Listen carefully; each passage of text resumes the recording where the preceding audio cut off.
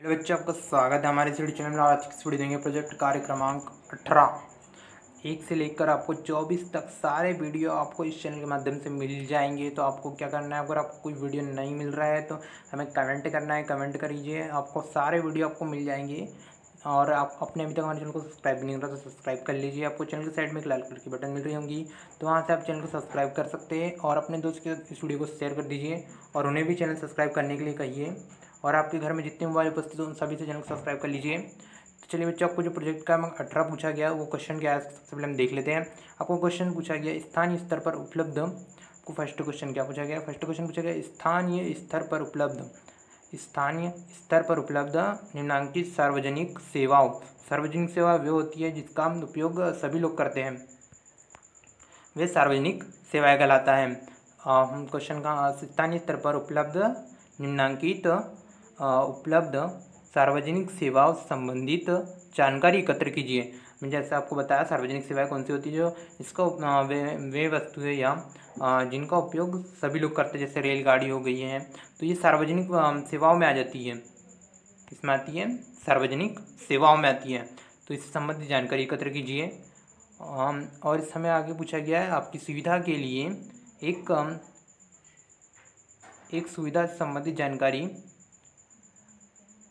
उदाहरण के रूप में ये दी गई है। आपकी सुविधा के लिए क्या करा है, एक जो सार्वजनिक सेवाएं होती हैं, जैसे मैंने आपको भी बताया सार्वजनिक सेवाएं कौन सी होती है, तो उसमें हमें एक उदाहरण के रूप में बताया गया है, एक उदाहरण भी दे दिया गया है कि हमारी सुविधा हो जाएगी। हमें क्या करना है, हमें किस तरह के जो डाटा एकत्र करना है, तो हमें क्या कर दिया है, एक एग्जाम्पल भी दे दिया गया है। और एग्जाम्पल क्या है, किसका दिया गया हमें, राशन की दुकान। राशन की दुकान आपने देखा होंगी कि सार्वजनिक सेवा है जिसका उपयोग सभी लोग करते हैं, जो ये सार्वजनिक सेवाओं में आती है। तो हमें क्या करना है, हमें सबसे पहले यहाँ पे कुछ कॉलम दे दिए गए हैं, हमें कॉलम दे दिए गए हैं और यहाँ पे सार्वजनिक सेवाओं का नाम लिखा है। आपने उनके कार्य में क्या क्या देखा, कार्य के बारे में क्या क्या देखा, सेवा का लाभ लेने के लिए क्या करने की ज़रूरत होती है। और यहाँ पे हमें डेस्क करके पात्रता भी बताई। फिर मेरी सेवा प्रदायकर्ता की समस्याएं, जहाँ थर्ड पॉइंट दिया गया था सेवा प्रदायकर्ता की समस्या है। फिर हमें फोर्थ पॉइंट क्या दे दिया गया है, फोर्थ पॉइंट हमें दे दिया गया है सेवा प्राप्तकर्ता की समस्याएं। जो ये हमें एग्जाम्पल के रूप में हमारी सुविधा हो जाए, इसलिए हमें क्या करा है, पहले एक एग्जाम्पल भी बता दिया गया सार्वजनिक सेवा, जैसे मैंने आपको बताया। फिर उसमें हमें एग्जाम्पल दे दिया गया राशन की दुकान। फिर हमें उसमें जो पॉइंट है, पॉइंट में भी हमें क्लियर कर दिया गया है कि आपको क्या क्या करना है। तो हमें एक एग्जाम्पल भी दे दिया गया है। एग्जाम्पल किसका दिया गया, राशन की दुकान। तो अब यहाँ पे आपको जो एग्जाम्पल दिया गया है और उसमें जो पॉइंट बने हुए हैं, पॉइंट कैसे बने कि उन कार्य के बारे में क्या क्या देखा आपने, उनकी पात्रता क्या है, प्रदायकर्ता की समस्या है और प्राप्तकर्ता की समस्या है। आपको इसी प्रकार जैसे स्वास्थ्य केंद्र, ये भी सार्वजनिक सेवाओं में आता है, डाकघर भी सार्वजनिक सेवाओं में आता है। इनके 2 पॉइंट जो आपको 2 दिए हैं, इन्हें भी इस प्रकार जैसे आपको राशन की दुकान के बारे में एक एग्जाम्पल से के रूप में बताया गया है, उसी प्रकार आपको स्वास्थ्य केंद्र और डाकघर के बारे में भी लिखना है। और जो आपको दिया गया है पुलिस थाना, और इसी के बारे में आपको लिखना है। तो चलिए बच्चों, आपको जो फर्स्ट एग्जाम्पल में दिया है उससे पहले हम देख लेते हैं हमें क्या क्या जानकारी इसके बारे में प्राप्त हुई, क्या क्या आपने क्या क्या कार्य देखे, इसके बारे में हम देख लेते हैं। सबसे पहले आपको दुकान की राशन की दुकान में जो दुकान हमने क्या क्या देखा इसके बारे में हम देख लेते हैं। दुकान खुली थी, 3 लोग आए थे, उनके पास पीले रंग के कार्ड थे। पीले रंग की कार्ड वो होते हैं, पीले रंग के कार्ड धारक वो होते हैं जैसे कि मैंने आपको बताया कि आपने जो सार्वजनिक सेवाएं राशन की दुकान, उसके बारे में आपने क्या क्या देखा, उसके कार्य के बारे में क्या क्या देखा। तो मैंने आपको बताया कि हाँ, जो हमको एग्जांपल के रूप में दिया गया था, दुकान खुली थी, 3 लोग आए थे और पीले रंग के कार्ड थे उनके पास। जो आपको पता होगा कि कार्ड कितने भागों में बटे हैं, कितने भागों में बटे हैं। सबसे पहले हमें जो एक नीला कार्ड होता है, सबसे पहले पॉइंट पे क्या होता है, नीला पॉइंट होता है, पीला कार्ड होता है और एक सफ़ेद कार्ड होता है। जो पीला कार्ड होता है वो अति गरीबी में आता है, और इससे ऊपर में थोड़ा जो हम बात करें जो गरीब में आते मात्र वो होते हैं, जो होते हैं नीले कार्ड दिए जाते हैं, उनको क्या दिए जाते हैं, नीले कार्ड दिए जाते हैं। और जो अमीर या जो संपन्न व्यक्ति या संपन्न लोग होते हैं उन्हें सफ़ेद कार्ड दिए जाते हैं। और जो राशन कार्ड की सुविधा होती है उसके लिए क्या पात्रता जरूरी होती है, उसके बारे में भी हमें यहाँ पे बताया गया है। तो क्या इसमें क्या पात्रता की जरूरत होती है, राशन कार्ड की सेवा के लाभ लेने के लिए अगर आप राशन की दुकान पर जाते हैं तो आपको क्या चाहिए, राशन कार्ड चाहिए होता है। आपको राशन कार्ड अगर आपके पास है तो आप राशन की दुकान पर राशन ले सकते हैं। और आपको सेवा प्रदायकर्ता की समस्याएं में भी यहाँ पे हमें एग्जाम्पल के रूप में बताया गया है कि परिवहन कठिनाई के कारण सामग्री आने में देरी होती है, ये प्रदायकर्ता की समस्या होती है। फिर प्राप्तकर्ता की समस्या क्या हो जाएंगी यहाँ पे, दुकान खुलने का समय स्थानीय नागरिकों की सुविधा अनुसार हो। और ये जो प्राप्तकर्ता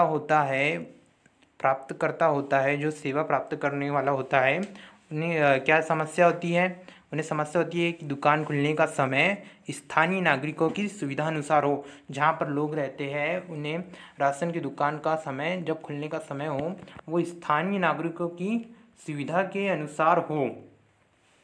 तो बच्चों आपको जो ये फर्स्ट एग्जाम्पल दिया गया है, फर्स्ट एग्जाम्पल उसी प्रकार आपको स्वास्थ्य केंद्र और जो भी ये थर्ड पॉइंट, फोर्थ पॉइंट और फिफ्थ पॉइंट में हमें दिया गया है, तो आपको भी इसी प्रकार कुछ इस प्रकार हमें फर्स्ट एग्जाम्पल के रूप में बताया गया है, उसी प्रकार आपको इनके भी पॉइंट को भरना है। तो चलिए बच्चों आपको जो ये सेकंड पॉइंट और थर्ड पॉइंट और फोर्थ और फिफ्थ पॉइंट दिया गया इनके आंसर देख लेते हैं।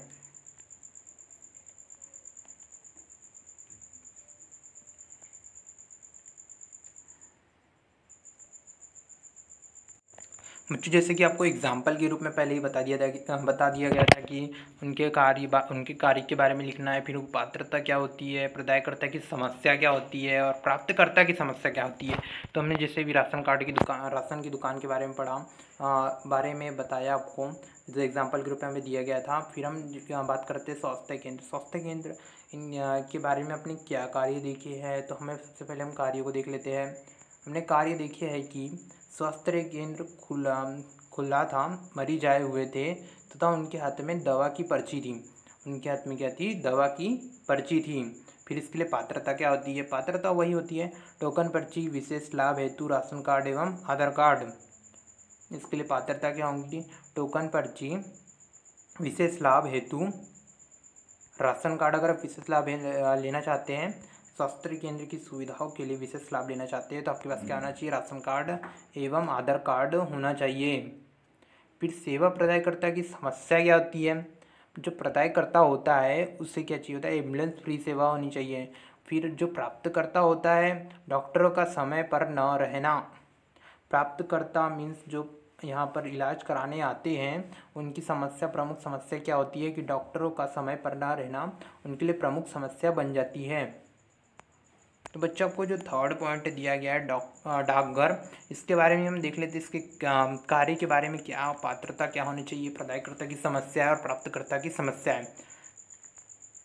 बच्चों आपको जो हमने फर्स्ट पढ़ा इसके बारे में क्या क्या हमने कार्य देखे हैं, तो क्या क्या कार्य देखे हमने। तो हम खुला हुआ था, जो डाकघर खुला हुआ था, कुछ व्यक्तियों के हाथ में डाक की चिट्ठियाँ थी। फिर जो इसका हमने लिखा है पात्रता क्या होनी चाहिए, डाक टिकट होना चाहिए। फिर जो हमने बताया जो प्रदायकर्ता की समस्या क्या होती है, इसमें डाकियों के द्वारा फ्री सेवा होनी चाहिए। फिर प्राप्तकर्ता जो होते हैं कोई समस्या नहीं है। फिर अब बैंक की बात करें हम फोर्थ पॉइंट की बात करें यहाँ पे, तो फोर्थ पॉइंट पे हमने बैंक है। तो बैंक के क्या कार्य होते हैं हमने जो देखे हुए हैं उसके बारे में हमें लिखना था। बैंक खुला हुआ था, लोगों के हाथ में जमा पर्ची व निकासी पर्ची। जमा पर्ची होती है जब आप पैसे जमा करते हैं तो जमा पर्ची कहलाती है, और जब हम पैसे निकालते हैं जो बैंक में जमा करने वाले होते हैं तो क्या निकासी पर्ची कहलाती है वो। फिर हमने सेकंड पॉइंट पे जो इसकी पात्रता क्या होती है, बैंक पासबुक स्वयं व्यक्ति जिसका खाता है, इसमें पात्रता क्या होनी चाहिए कि आपका उस बैंक में खाता खुला होना चाहिए तथा उसकी पासबुक आपके पास स्वयं की पासबुक होना चाहिए। फिर जो ये प्रदायकर्ता होता है उसकी प्रमुख समस्या क्या होती है? परिवहन की कोई सुविधा नहीं। जो ये प्रदायकर्ता की प्रमुख समस्या इसमें कुछ नहीं है, परिवहन की कोई सुविधा नहीं है। फिर जो प्राप्तकर्ता होता है, कर्मचारी समय पर कार्य नहीं।